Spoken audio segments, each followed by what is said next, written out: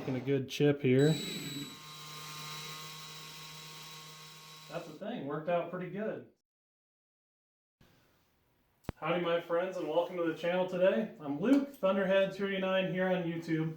And in this video here, we're going to take a look at something that allows us to repair damaged carburetors. Now over the years, I've tossed numerous carburetors because they were broken, cracked, an ear snapped off, whatever. And you know, there just really wasn't any easy way to fix that. So I had an issue the other day and I started poking around. I discovered a product that is a very low temp solder brazing type welding material. It's pretty easy to do. I've tried it out a few times. And in this video today, we're going to really put it to the test here and see just what we can do with it and push the limits of its capability. It's this Super Alloy 1 stuff here, and you can find it on Amazon. I'll leave the link below to that if you guys are interested. But I've been pretty impressed with it so far.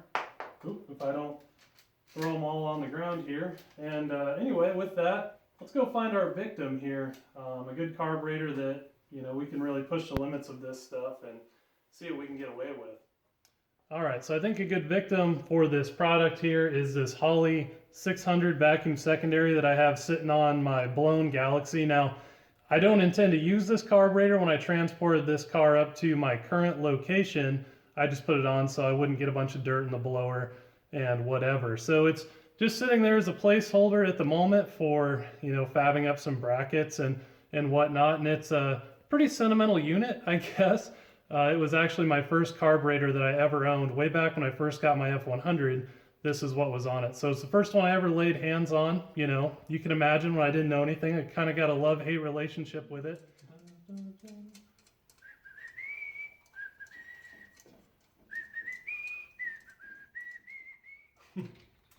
Why I'm humming Indiana Jones, I have no idea. Man, that thing is crusty.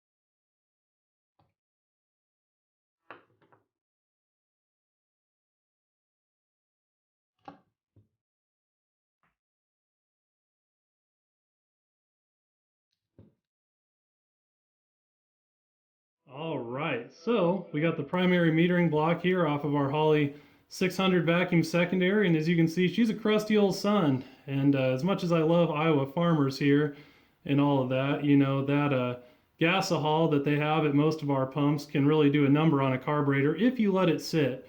I've never had any problems if I consistently drive a car, but if you park your vehicle and you leave ethanol fuel in it, you know, this is kind of the stuff that you can expect to have happen. So, you know, this carb sat on the shelf for some time, and I'm sure this was just, you know, it sat with fuel in it whenever I took it off, and this was the result. So it's been many years, but anyway, might be a good unit to test out our new ultrasonic cleaner on.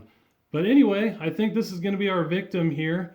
What I want to do is, in recent years, I started jetting my power valve restrictors. So a little background here, this is a Holley power valve, and what it does on the primary circuit here is it's basically a little sprung diaphragm, and when vacuum drops below the strength of the spring, what happens is this opens up, and these two orifices here, which are referred to as your power valve restrictors, allow extra fuel in to the primary metering circuit. They feed right into where your jets are, and of course under high load, they add more fuel.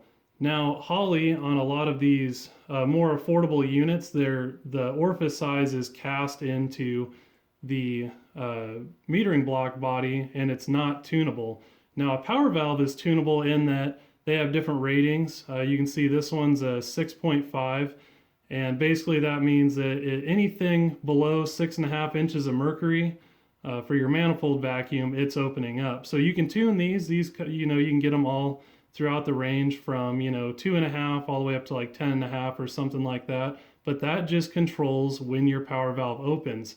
The fuel that's added into your engine is actually controlled by these power valve restrictors. So what I've done in recent years is I've drilled these out and jetted them, and you can kind of see here my little power valve restrictor jet.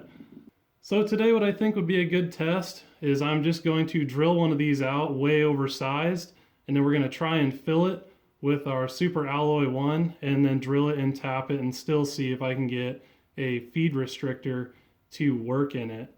Now I'll tell you what, I'm going to be pretty pumped if this stuff works out.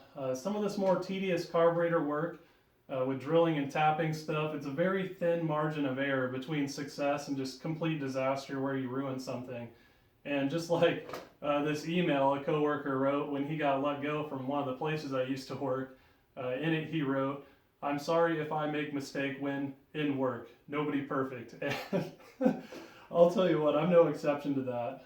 We all make mistakes, and hopefully this can give us a little bit of margin that if we do make a mistake, we can do something about it. So with that, let's get to potentially ruining this thing. I'm going to try and really mess this thing up here. I'm using a larger drill bit than I would ever drill and tap into the metering block with, so when we fill it with the solder, it has material that when we do drill and tap it for our actual part, there will be some of the solder material left over. So I'm going to try and really gack it up here, get into the threads maybe. Oh, this just hurts my soul to do. Never intentionally ruined something before.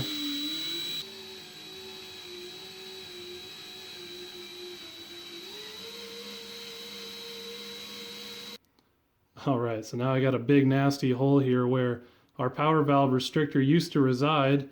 There's no turning back now. We're going to turn on the heat here to our propane torch, and we're going to go to work.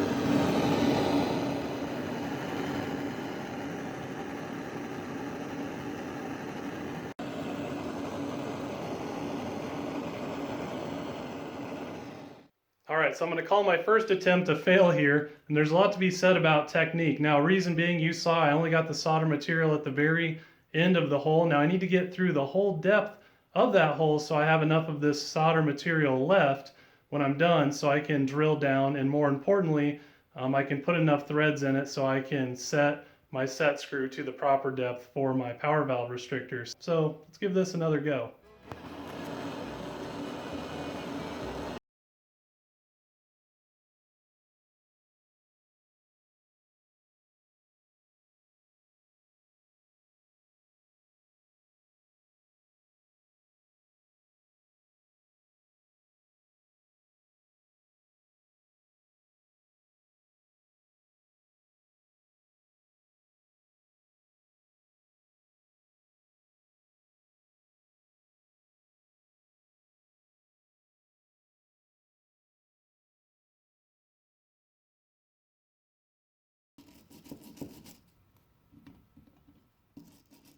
Alright, so round two, not that bad. I'm going to let this cool off here and kind of settle in before I go and try and drill and tap it. But there's a lot to be said, obviously, about technique. But obviously not too bad. Second go around, it went just fine.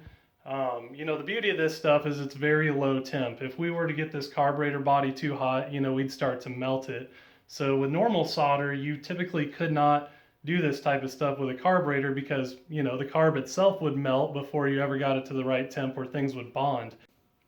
All right, back to the scary part here. The metering block is cool enough that I can handle it now, and it does say you do not want to cool this down with water. It messes with the bond. So anyway, we're going to get directly across from that other one.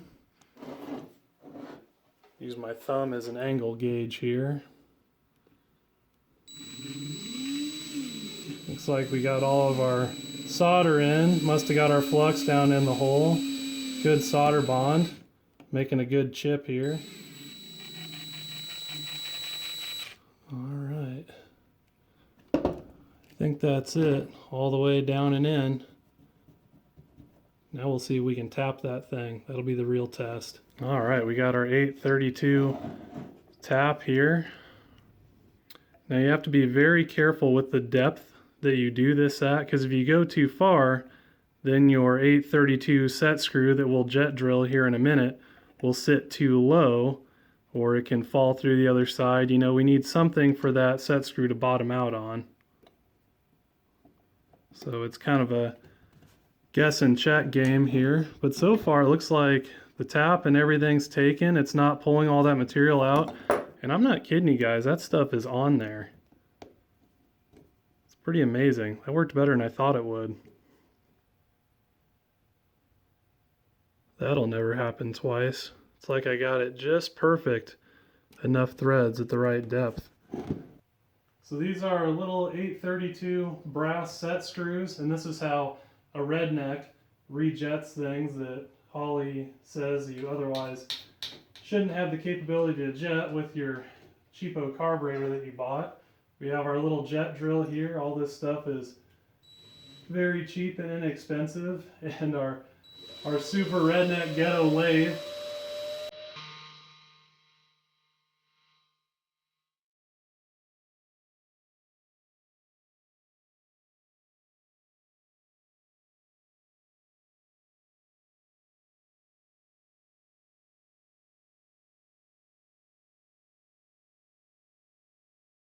One of the things I really like about this old car stuff is that, you know, it's like you can just about fix anything.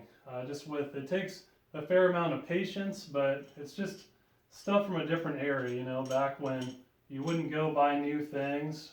You had something come up like this, you try and do stuff like what I did here today and get your car back on the road. And, you know, considering what we deal with in today's world, that's just a whole lot better mentality in my opinion. So anyway, I think we're all good to go. The real test here, it's a different power valve. Let's just see if our original power valve threads back in and seats. There we go. Looks good, goes right down to the gasket, nothing's in the way. And in theory, we would have a good power valve restrictor. Now of course, after you do any work like this, you'd want to take your jets out, blow it out with compressed air. And obviously this carburetor is destined for the ultrasonic cleaner. But anyway, that's the thing, worked out pretty good. So that's Super Alloy 1. I'm sure I'll use it again in the future too, but you know, I'm pretty impressed. That held threads good, and you know, it was, you know, for a dum-dum like me, it was pretty easy to work with. I would not recommend doing power valve restrictors unless you run a wideband AFR gauge, air-fuel ratio gauge, because it's so particular, these little fine-tuning adjustments. But with an AFR gauge, you know, you can see all this and you know exactly what you need to do, and with a little skill and dexterity and, you know, patience, you can make the adjustments you need to make. So I'm gonna quit talking, and I'll catch you guys later.